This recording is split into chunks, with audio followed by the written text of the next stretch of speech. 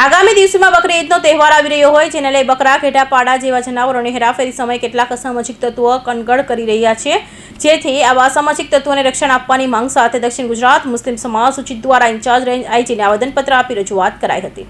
દક્ષિણ ગુજરાત મુસ્લિમ સમાજના અસલમ સાયકલવાલાએ કરી રજૂઆત। મુસ્લિમ બિરાદરોને હાલમાં ઈદુલ અઝા એટલે કે બકરી ઈદ નિમિત્તે કુરબાનીના પશુઓ જેવા કે બકરા, ઘેટા, પાડા અને અન્ય કુરબાનીઓના જાનવરોની કાયદેસરની હેરાફેરી દરમિયાન તે વાહનોને કથિત ગોરક્ષક ભગીની સંસ્થા તેમજ અન્ય કથિત કંઠરપતિ સંસ્થાઓ સાથે જોડાયેલા વ્યક્તિઓ દ્વારા કાયદો વ્યવસ્થા હાથમાં લઈ અને કાયદાઓના ઉપરવટ જઈ પરેશાન કરાઈ રહ્યા છે, તેમજ કુરબાનીઓના પશુઓની હેરફેર કરનારાઓ અને અમાનવીય અત્યાચારો કરવો, ખોટી રીતે મારવા તેમજ તેમને ડરાવી ધમકાવી ગેરકાયદેસર રીતે પૈસા પડાવવામાં બનાવો મોટા પ્રમાણમાં વધી રહ્યા છે, જે બનાવ અંગે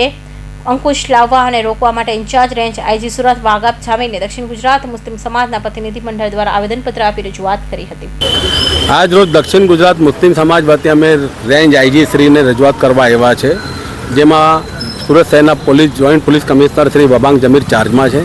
રજૂઆત મુખ્યત્વે એ છે કે દક્ષિણ ગુજરાતમાં સુરત અને જે નેશનલ હાઈવે કે સ્ટેટ હાઈવે છે, જેમાં હાલમાં તારીખ 6 જૂનથી લઈને 10 જૂન સુધી મુસ્લિમોનો પવિત્ર ઈદુલ અઝા બકરી તહેવાર છે, જેના માટે કુરબાની કરવામાં આવે છે પશુઓની, ને જેમાં ઘેટા, બકરા કે પાડાની કુરબાની થાય છે। પરંતુ એ બધા જે પશુઓ છે એ દક્ષિણ ગુજરાતના બહારના જિલ્લા, ઉત્તર ગુજરાત હોય, રાજસ્થાન હોય કે મહારાષ્ટ્રથી અહીંયા આવે છે। પરંતુ દુઃખ એ બાબતનું છે કે તમામ વાહનોને જે બજરંગ દળ હોય, ભગીની સંસ્થા હોય કે કથિત ગૌરક્ષકો હોય એમના દ્વારા અટકાવવામાં આવી રહ્યા છે। એમના દ્વારા અમાનવીય અત્યાચાર એમની સાથે કરવામાં આવી રહ્યું છે અને કાયદો વ્યવસ્થા જાણે પોલીસ તંત્ર હોય કે સરકારી તંત્ર વિભાગ એમને પરવાનો આપ્યો હોય એ રીતે હાઈવે પર કાયદો વ્યવસ્થા હાથમાં લઈને જે જોખમો કરી રહ્યા છે એની સામે અમને સખત વાંધો છે। જો એ વાહનો ગેરકાયદેસર હોય, પોલીસ ડિટેન કરે, પોલીસ કાયદેસર જો લાગે કે